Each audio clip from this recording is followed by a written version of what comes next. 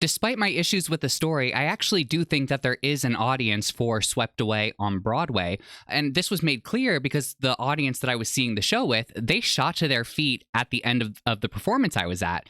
So I do think that it offers some great counter programming to what is already currently playing on Broadway. And if you are a fan of the Avett Brothers or just a fan of the genre of folk rock, I think that this is a good option. I really like the music that was in this show. I didn't know going into it that it was based off of, the story was based off of their album from 2004 called The Mignonette, which was based off of a real life shipwreck that happened in 1884. It's not just that album that the songs from this show are pulled from. They're pulled from quite a few of the Avett Brothers songs. But rather than telling the real life story of The Mignonette, they instead choose to focus on a fictionalized shipwreck, which I think was a mistake. The story of the Mignonette is very interesting. I didn't know about it before researching for this show, but what I like about that story is that there is a legal battle component when the survivors of that shipwreck get back to land. The discussion that came out of it was, did they do the right thing in order to survive? So I think that would have been a more interesting story to watch. Instead, we get this fictionalized version of a shipwreck, and it feels as generic as it sounds. After the shipwreck does happen, which was very exciting and very thrilling and chill-inducing, they actually do a brilliant thing with the music. There's a very sweet song that plays right before it happens, and then they hold out the final note of that song, and it slowly transitions into the shipwreck. I mean, that was so cool. That was very chill-inducing, and I was like, oh, this is special. But then after the shipwreck happens, the momentum just stops, and the show gets kind of boring. It's a lot of talking and singing about feelings instead of surviving, which is what I kind of thought I was. I thought I was really more so there to see a story about survival and what it takes. And that element is kind of in there, don't get me wrong. But I think of a show like Life of Pi, which showed a similar situation, a character involved in a shipwreck on a boat. I mean, granted, there was animals involved too. I thought it was a better exploration about shipwreck. Here, I do think that they do focus more on like the relationships between men, which is great.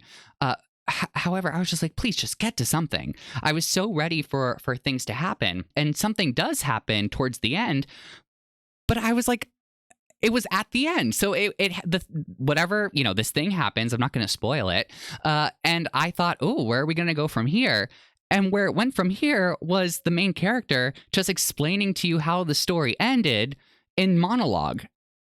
And then a song, and then blackout. Are you kidding me? It was like, I was like, oh, that's really interesting. Can you show me about that? And they're like, no, but we'll tell you about it. And I'm like, no, because I could have stayed home and read a Wikipedia page. John Gallagher Jr. does play the main character that I'm talking about, and you know right from the start that he is the sole survivor. This character just had like no internal conflict about what he was doing, which is fine. But the idea, and this character says, it reminds the audience that he's a bad person. Like, he tells Stark Sand's character like all of the terrible things that he has done in non-survival situations. So it made no sense to me why this instance, where it is something that, it's survival, so there's a kind of justification there.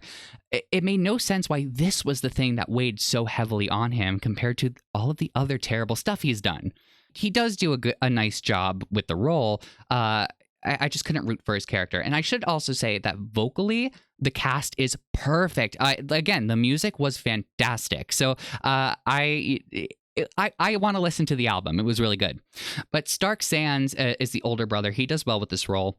I wish they did more with him and John Gallagher Jr. Like, there was this dynamic of Stark Sands' character, older brother, kind of being the angel on his younger brother's shoulder, and then John Gallagher Jr. was like kind of the devil on the younger brother's shoulder. I mean, that's not even like the idea that John Gallagher Jr.'s character, Mate, it's not his name. I think it's just like his status. I don't know why the characters don't have names either. That's also what made it hard to connect emotionally to a lot of them, especially with the ensemble, which we'll get to. There's this idea that like John Gallagher Jr.'s character will like corrupt the younger brother. They set up the dynamic between these three, and it doesn't really play out.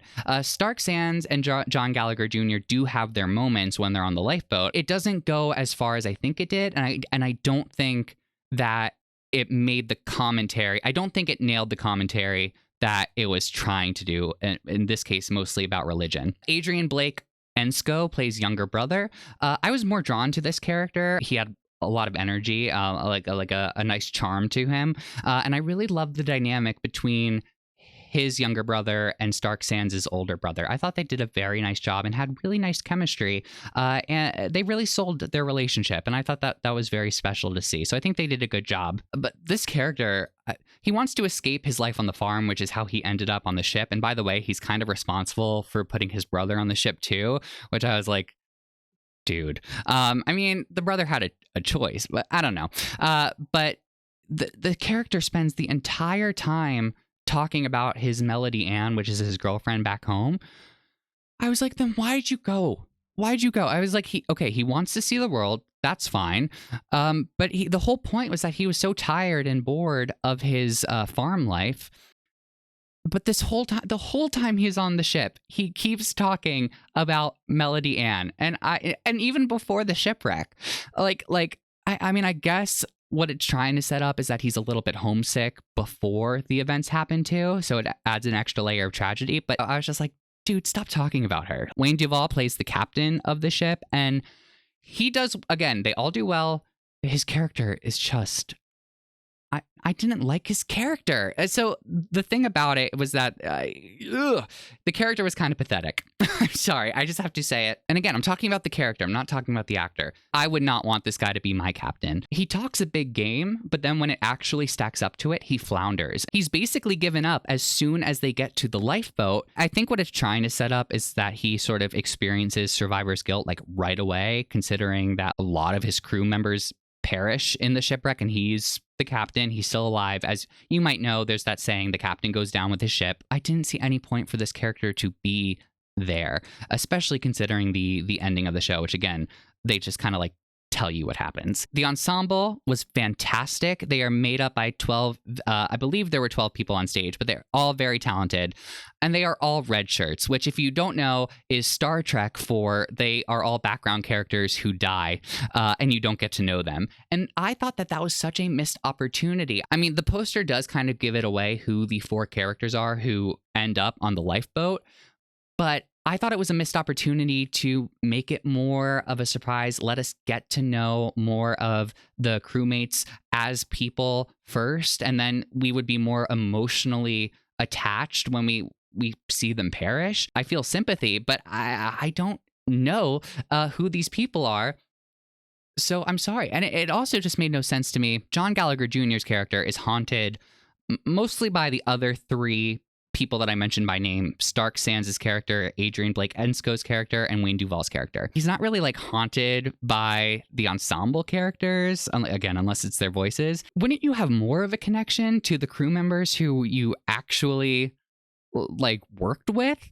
It was just odd to me, but they basically go away like halfway through the story. I did enjoy, like I said, I liked the music, so I wasn't mad at what was happening. It was just from a storytelling perspective, it fell flat to me. Here is a view from my seat. Excellent view, excellent legroom. I was very happy with his choice of seat. I was fine being in the balcony. I didn't feel too far away from the action. However, I want to warn you that there were beams. They were kind of spread out along the balcony, and depending on where your seat is, you may have a partially obstructed view. However, when I was going on the website to see if they had marked those seats as partial view, I checked a lot of the performances, and for a lot of the performances, those seats were grayed out. So they may not be selling those seats because it looks awful to sit. Like there is one, the 2 seats next to me, it didn't get in my way, but the 2 seats next to me, I tried sitting in one of them when no one was there, and it's like smack dab in your view line. It's not a big beam, but it covers center stage, especially from where I was sitting. So something to be aware about when you're buying tickets. So, should you see Swept Away before it closes? If you are a fan of folk rock, and especially if you want to hear great vocals, I think it's a good option. Again, 90-minute musical. Not a big deal, especially if you're able to get tickets on the cheaper side. If you're a fan of the Avett Brothers, it's a great chance to hear their songs live. I think if I were to describe it to people who are interested in going, I would say it is kind of light on the story. However, the if you want to hear the songs, if that's what you're going for, I think you'll enjoy it more. I just personally found the story to be a little lackluster. Those are my thoughts on Swept Away playing at the Long Acre Theater. I would love to read your thoughts in the comments section below. I would also really appreciate it if you gave this video a thumbs up, and don't forget to check out some of my other reviews and theater related content on my channel. Thank you so much for watching, and remember to stay off your phones while at the theater.